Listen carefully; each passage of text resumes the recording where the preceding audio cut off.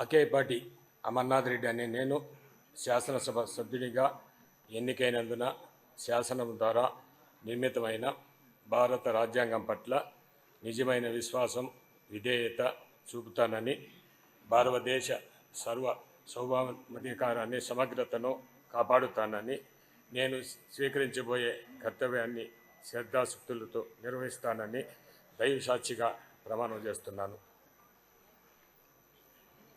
ఆంధ్రప్రదేశ్ శాసనసభ సభ్యుడైన ఆకేపాటి అమర్నాథ్ రెడ్డి అనే నేను సభ నియమాలను కట్టుబడి ఉంటానని, వాటిని అనుసరిస్తానని, సభా మర్యాదలను పాటిస్తానని, సంప్రదాయాలను గౌరవిస్తానని దైవసాక్షిగా ప్రమాణం చేస్తున్నాను.